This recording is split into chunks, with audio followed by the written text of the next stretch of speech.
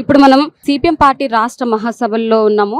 ఒకసారి ఆహ్వాన సంఘం చైర్మన్ చుక్క రాములు సార్ తో ఒకసారి మాట్లాడి ఇక్కడ ఏం జరుగుతుంది అనేది ఒకసారి కనుక్కుందాము. సార్ ఒకసారి ఇప్పుడు ఈ రాష్ట్ర మహాసభలు జరుగుతున్నాయి కదా, అసలు లోపల ఏం జరుగుతుంది? సిపిఎం పార్టీ రాష్ట్ర 4వ మహాసభలు ఈ రోజు నుంచి సంగారెడ్డి పట్టణంలో గోకుల్ ఫంక్షన్ హాల్లో ప్రారంభమైంది. ఉదయం ఇనాగరల్ సెషన్ అయిపోయింది.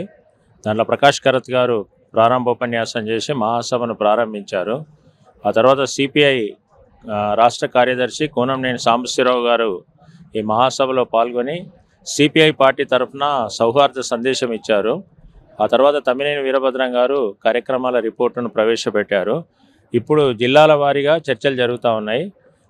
జిల్లాల నుంచి చర్చించుకున్నటువంటి అంశాలన్నింటినీ కూడా ఇప్పుడు 4 గంటల నుంచి జరిగేటువంటి ప్రతినిధుల సభలో వాళ్ళు ప్రజెంట్ చేస్తారు.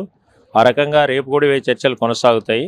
ఈ చర్చలకు సమాధానం చెప్పడం అంటే భవిష్యత్తులో సిపిఎం పార్టీని తెలంగాణలో ఎట్లా అభివృద్ధి చేయాలి, ప్రజా సమస్యల మీద ఎట్లా పనిచేయాలి, ప్రజా ఉద్యమాలను ఎట్లా నిర్మించాలి అనే అంశాలన్నీ కూడా ఈ మహాసభలో నిర్ణయించుకోబోతున్నాం. దానికోసం ఈ ఎజెండా ఉంది, కార్యక్రమాలు జరుగుతూ ఉన్నాయి.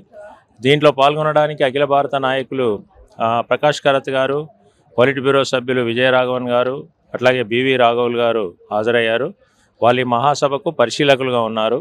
మొత్తం 1000 మందికి మేము ఇక్కడ వసతి ఏర్పాట్లు, భోజనాలు, అన్ని రకాల ఏర్పాట్లు కూడా చేశాం. ఆహ్వాన సంఘం నుంచి మహాసభలు బాగా జరుగుతున్నాయి. ఈరోజు ఉత్సాహపూరిత వాతావరణంలో ఈ మహాసభలు ప్రారంభమైనాయి. రేపు ఎల్లుండి కూడా ఈ మహాసభలు కొనసాగుతాయి. మొత్తం మీద చూసినప్పుడు ఈ మహాసభలు చాలా బాగా జరుగుతున్నాయని చెప్పేసి నేను తెలియజేస్తున్నాను. సార్ మరి ఇప్పుడు బీజేపీ ప్రభుత్వం వల్ల నష్టం అని అంటున్నారు కదా, మరి దానివల్ల మీకేంటి నష్టం? ఇప్పుడు సిపిఎం పార్టీ కార్మిక వర్గ పార్టీ.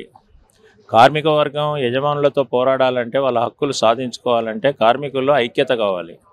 కార్మికుల్లో అనేక మతాల వాళ్ళు ఉంటారు, అనేక కులాల వాళ్ళు ఉంటారు.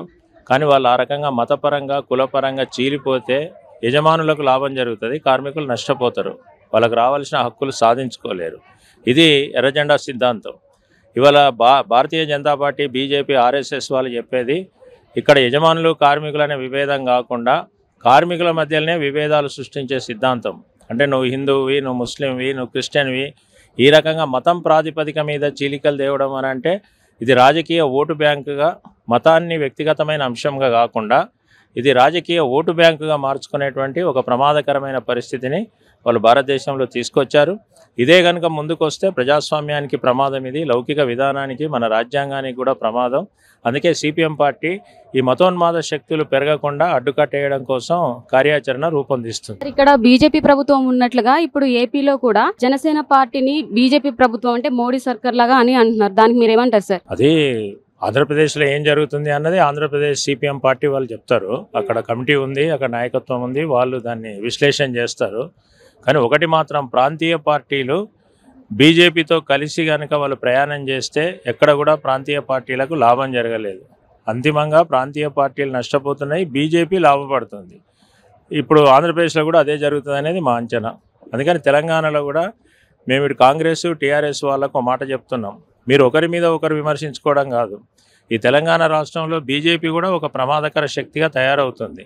కాబట్టి బీజేపీని, కేంద్ర ప్రభుత్వాన్ని విమర్శించకుండా మీరు ఒకరి మీద ఒకరు విమర్శించుకోవడం అంటే బీజేపీ పెరుగుదలకు దోహదం చేయడమే. అందుకని బీజేపీని ఎండగట్టాల్సిన అవసరం ఉంది, అడ్డుకోవాల్సిన అవసరం ఉంది. కేంద్ర ప్రభుత్వ విధానాలు ప్రజలకు ఎట్లా నష్టం చేస్తున్నాయో ప్రజలకు తెలియజెప్పి ఉద్యమాలు చేయాలని చెప్పి మేము అనుకుంటున్నాం. ఇతర లౌకిక పార్టీలు కూడా ఈ విషయాలు ఆలోచించాలని చెప్పి మా మహాసభ ద్వారా కోరుతున్నాం. Sir thank you sir.